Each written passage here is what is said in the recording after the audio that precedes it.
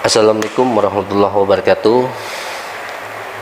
Salam sejahtera buat kita semuanya. Salam kenal, salam jumpa bersama saya, Seniman Pedalaman. Sebelumnya saya mau mengucapkan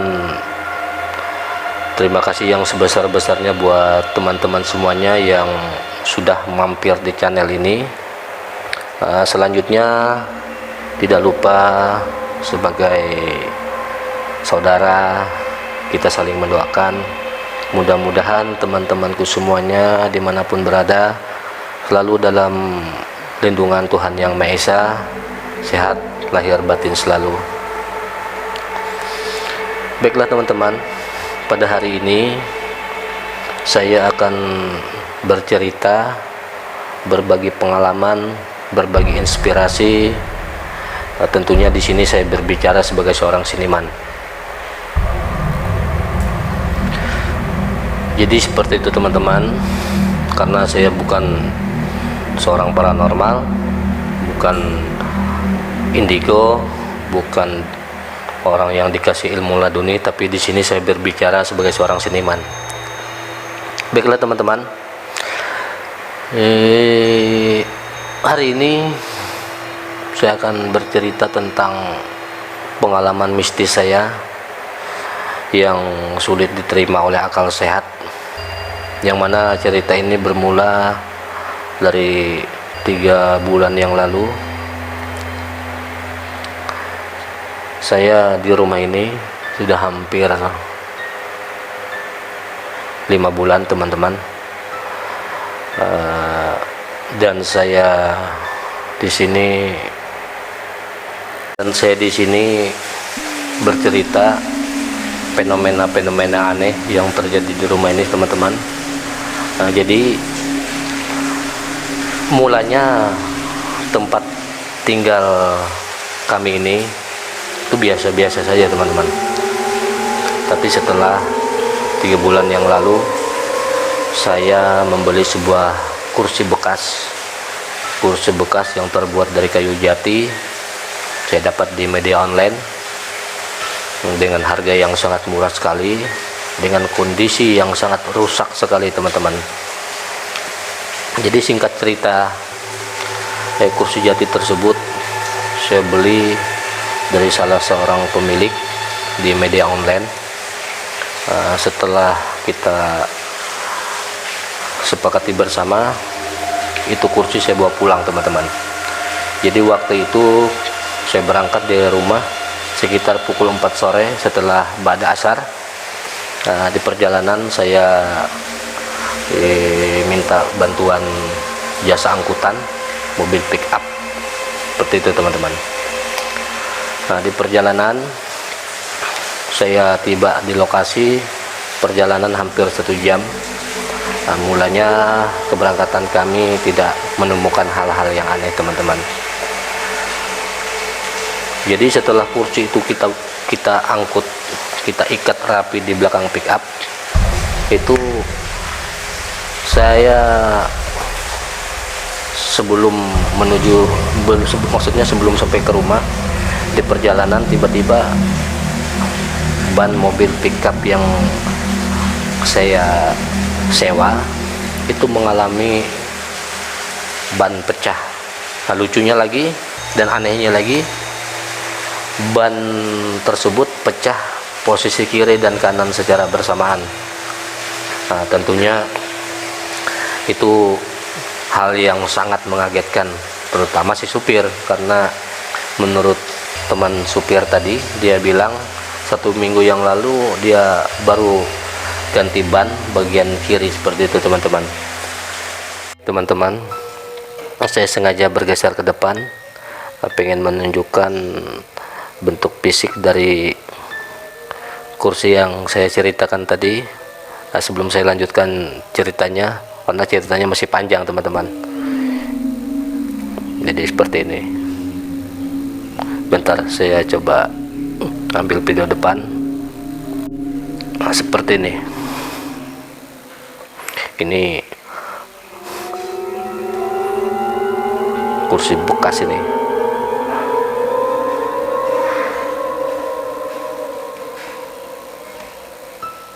Teman-teman, kita lanjutkan lagi ceritanya.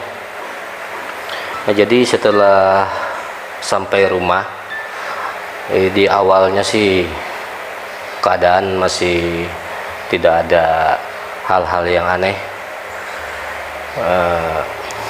Sebenarnya sebelum sampai ke rumah, saya mau membawa langsung kursi jati yang rusak tadi ke tempat perbaikan kursi. Berhubung sudah malam dan sudah masuk ba'da maghrib, akhirnya saya putuskan besok saja saya melanjutkan buat mengantar semua kursi jati tersebut, teman-teman.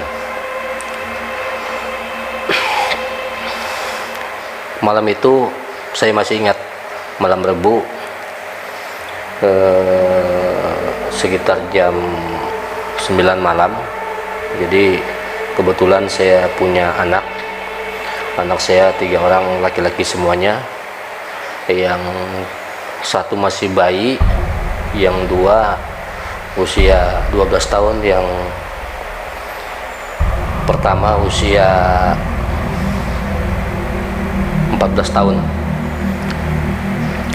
Jadi setelah makan, wah, ini mulailah namanya hal-hal aneh terjadi di tempat kediaman kami.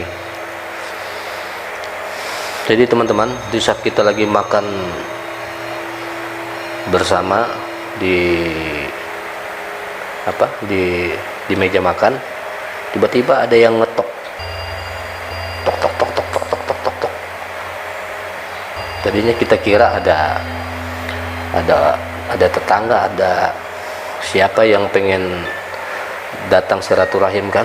Nah, setelah kita buka pintu tidak ada siapa-siapa, teman-teman. Mungkin ya memang perasaan, ada rasa takut juga wakala itu kan. Sampai-sampai istri saya bertanya, siapa yang datang, bah, katanya seperti itu. Saya bilang tidak ada siapa-siapa, mungkin cuma itu angin atau ada yang jatuh, seperti itu. Saya coba alihkan pembicaraan, teman-teman. Selanjutnya, setelah makan, teman-teman, jadi anak saya yang pertama itu memang dilahirkan memang sedikit ganjil. Tapi saya tidak membahas keganjilannya seperti apa, cuma yang jelas dari umur 3 tahun sampai dia kelas 3 SMP itu kadang bisa melihat hal-hal yang sifatnya metafisik, artinya yang kasat mata, teman-teman. Setelah makan, kita mau nonton TV di ruang tamu. Tiba-tiba dia loncat, teriak, abah, katanya seperti itu, teman-teman. Saya tanya, kenapa kamu teriak-teriak, nak? Dia bilang ada orang, bah, katanya, itu duduk di atas kursi, katanya. Orangnya tinggi besar, hitam, katanya. Terus dia kepalanya itu kayak monyet, seperti itu. Jadi bisa disimulasikan dia seperti gorila, seperti itu, teman-teman. Memang kursi itu kan posisinya di depan. Jadi waktu itu anak saya itu kan kadang dia main handphone, main game online itu. Dia sering di ruang teras di teras depan, seperti itu, teman-teman. Gak jadi dia main di situ, langsung teriak ketakutan kan, seperti itu. Dia setelah teriak, ibunya waktu itu masih ngomong si kecil kan. Terus kita cek di depan, tidak melihat siapa-siapa, teman-teman. Saya bilang ke dia, nah, mungkin itu cuma penglihatanmu saja, makanya jangan terlalu main game kalau sudah malam, saya bilang kan, seperti itu. Tapi namanya anak, dia ngotot, dia bilang itu hantu, katanya. Bukan ngarang-ngarang saya, bah, katanya, itu hantu, bah, katanya, seperti itu. Ya, sebagai orang tua ya tentunya saya agak merasa aneh juga, karena sebelumnya belum pernah terjadi hal seperti ini teman-teman. Tidak sampai di situ, setelah kita masuk ke dalam kamar tempat tidur. Tadinya dia kan tidur sama si adeknya kan, si abang ini kan. Dia ikut, nggak berani dia tidur di kamar sebelah. Akhirnya ikut nimbrung di tempat saya sama ibunya kan. Akhirnya kita tidur bareng di situ kan, sama-sama tidur di situ. Jadi teman-teman, kalau malam kan kebiasaan saya tidur di atas jam 12 malam, karena ada beberapa hal juga yang saya kerjakan. Jadi waktu itu hampir jam 12:30, saya pengen keluar. Kebetulan rokok di luar kan, pengen ngerokok. Wah, itu saya melihat hal aneh yang terjadi teman-teman. Jadi saya melihat, tapi tidak melihat secara utuh apa yang saya lihat, tapi saya melihat seperti ada kayak orang berlari gitu, cepet dia gitu. Jadi kayak di film action gitu, plus gitu. Kenceng, mungkin kecepatannya berapa, wallahu alam, saya nggak tahu. Dan itu 3 kali terjadi di hadapan saya, 3 kali. Cuma bodoh amat, kalau orang Sunda bilang sebodoh teing. Jadi saya nggak gubres itu. Tetap saya ngerokok. Itulah ngerokok, saya masuk, saya istirahat. Wah, kejadian lagi itu. Kejadiannya itu hampir menjelang subuh, karena memang kita di rumah sering di saat subuh kan, sebelum subuh kita sering bangun, jam 4 kita bangun. Itu saya kaget, si istri saya, ibunya anak-anak itu seperti orang yang kayak ketindihan lah, seperti itu teman-teman. Gitu, kayak ada yang aneh gitu. Akhirnya saya bangunin, saya tanya, kenapa kamu kayak orang yang dikejar-kejar setan? Istri tidak mau cerita waktu itu teman-teman. Pas keesokan harinya, pagi harinya maksudnya, karena memang setelah sholat subuh kita tidak melanjutkan tidur karena sudah terbiasa dari kecil. Pagi dia nggak cerita juga, besoknya dia nggak cerita juga, sampai 3 hari dia baru cerita. Jadi selama 3 hari teman-teman, banyak sekali interaksi, banyak sekali hal-hal yang di luar nalar yang terjadi di rumah ini teman-teman, seperti itu. Tapi sebagai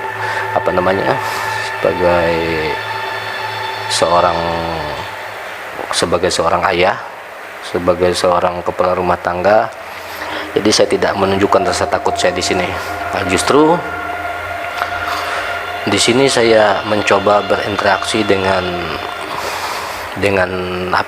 penunggu yang ada di rumah ini, karena saya penasaran ini barang dari mana asalnya, maksudnya makhluk ini dari mana asalnya. Tiba-tiba dia muncul, padahal sebelumnya dia tidak ada pernah kejadian hal-hal aneh di rumah kediaman kami teman-teman, seperti itu teman-teman.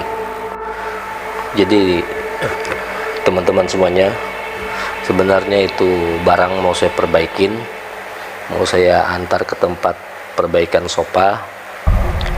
Berhubung rasa penasaran saya semakin tinggi, karena memang semenjak itu barang berada di tempat kediaman kami, banyak sekali keganjilan, banyak sekali aktivitas, artinya interaksi yang sangat di luar logika, seperti itu teman-teman.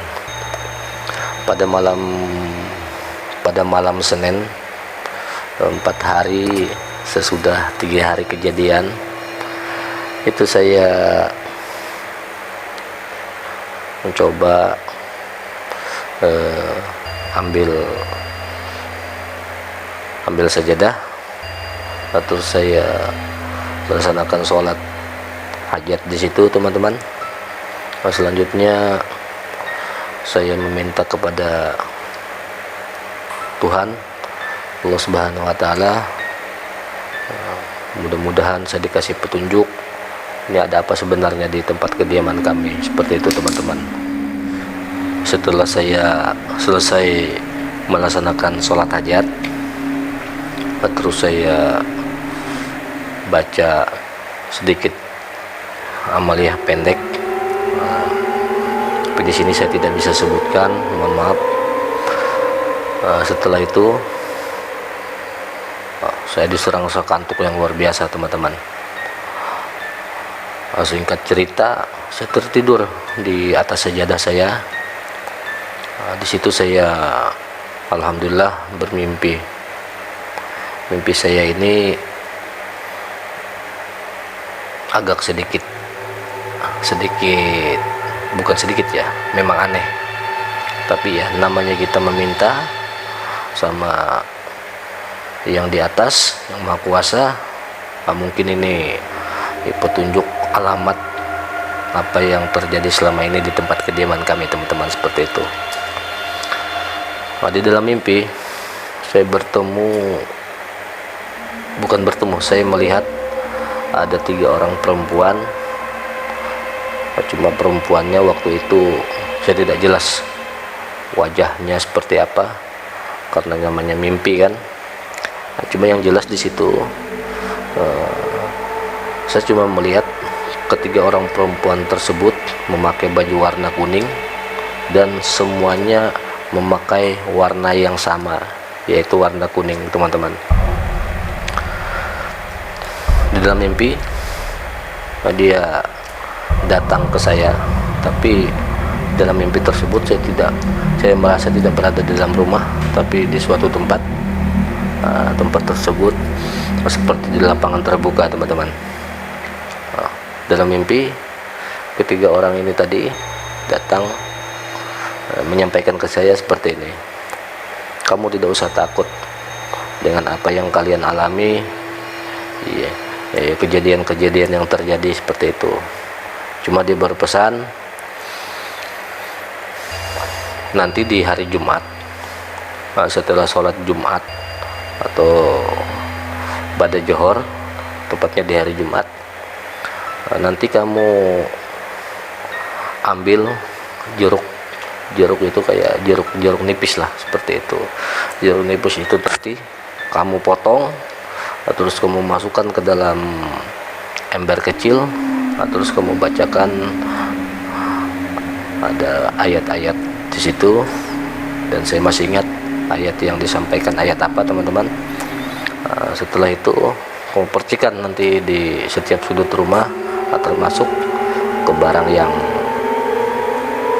yang itu, yang sofa tersebut, kursi jati tersebut teman-teman, seperti itu. Singkat cerita saya kebangun, rupanya sudah jam 7 pagi, jadi subuhnya bablas teman-teman, seperti itu.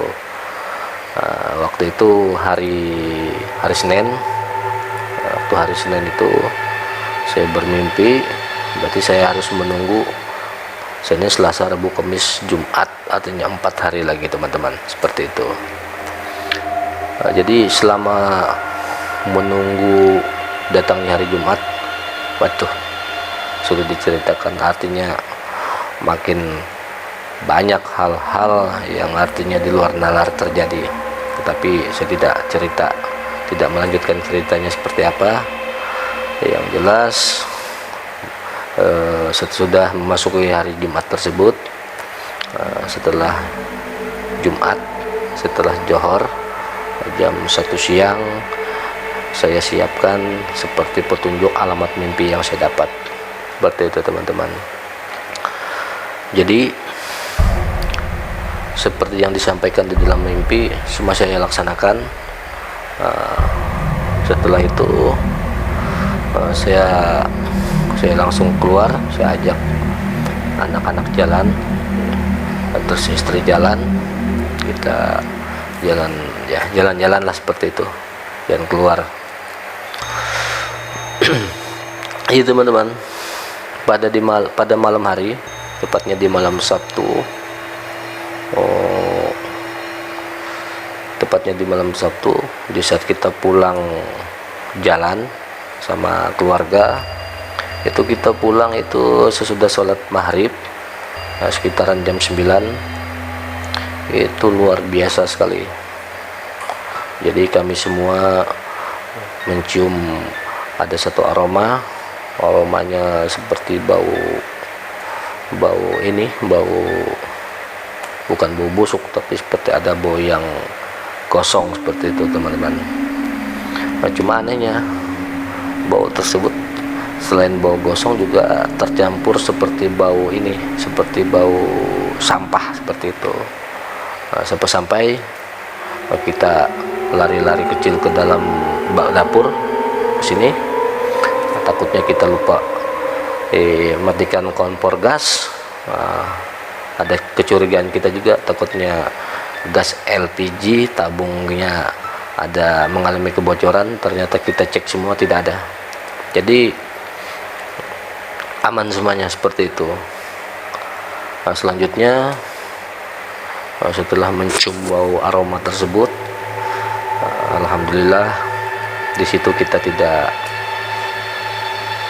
melihat, tidak merasakan energi-energi yang sempat membuat bulu kuduk merinding, termasuk aktivitas-aktivitas yang di luar logika. Tidak ada sama sekali teman-teman. Dan malamnya pun di saat kita tidur tidak mengalami hal-hal yang aneh, jadi berjalan normal seperti apa adanya. Setelah itu pas di waktu hari Sabtu, saya berniat dan langsung membawa semua itu barang ke tempat perbaikan kursi seperti itu. Nah, sesampai di tempat perbaikan sofa, jadi kaki-kakinya itu kan harus dilem lagi karena memang ada yang patah. Nah, terus bagian bidangnya, sisinya harus difurniture kembali, artinya dipernis ulang, karena memang kondisi memang betul-betul buram semua seperti itu. Nah, jadi selama perbaikan itu kurang lebih hampir satu minggu, dan selama 1 minggu tidak ada barang itu di dalam rumah, dan memang alhamdulillah memang tidak ada hal-hal yang aneh. Berarti benar bahwa selama ini datangnya gangguan tersebut dari benda itu teman-teman. Nah, setelah 1 minggu barang sampai ke rumah, dan alhamdulillah dan sampai sekarang tidak ada kami menemukan hal-hal yang sangat mengganggu seperti itu teman-teman. Jadi alhamdulillah sampai sekarang sudah tidak ada lagi. Jadi teman-teman semuanya, dimanapun berada, jadi cerita saya ini tidak ada maksud tujuan untuk mencari sensasi atau apapun. Di sini saya bercerita pengalaman seperti apa yang saya sampaikan di awal video tadi. Yang jelas di sini kita petik hikmahnya, bahwa yang namanya kita hidup dimanapun dan kapanpun, kita pasti hidup berdampingan dengan sesuatu yang kasat mata seperti itu. Nah, jadi mau di kota kah, mau di desa kah, mau di hutan kah, ataupun mau dimanapun berada, ya kita pasti hidup bersentuhan, berinteraksi dengan benda-benda seperti itu. Yang jelas di sini jika kita punya satu permasalahan, baik itu permasalahan hidup yang sifatnya real, secara secara nyata, dan juga sifat permasalahan yang bersifat klinik atau metafisik, tentunya jalan satu-satunya cuma satu.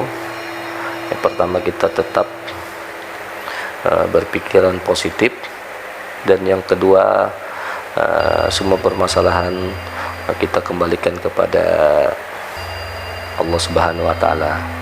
Karena seberat apapun, dengan kita mengimani, meyakini, dengan ikhtiar kita, dengan doa kita, insya Allah apapun bisa kita selesaikan dengan baik, insya Allah. Seperti itu teman-teman. Baiklah teman-teman, semuanya dimanapun berada, mungkin cukup sekian dulu dari saya, dan selanjutnya banyak cerita-cerita pengalaman ganjil, pengalaman mistis yang saya jumpai selama perjalanan hidup saya waktu di perantauan. Intinya banyak seperti itu, tapi ya mudah-mudahan kita diberikan kesehatan, diberikan umur panjang, insyaallah. Ada waktu, ada kesempatan, saya pribadi akan upload video berikutnya. Seperti itu teman-teman. Sekali lagi saya ucapkan terima kasih. Mohon maaf kiranya ada yang kurang berkenan.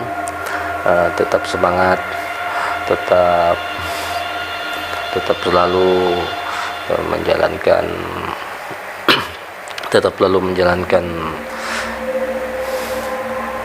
menjalankan keyakinan kita, tentunya sesuai dengan agama kepercayaan kita masing-masing. Sekian dari saya, terima kasih, selamat malam. Assalamualaikum warahmatullahi wabarakatuh.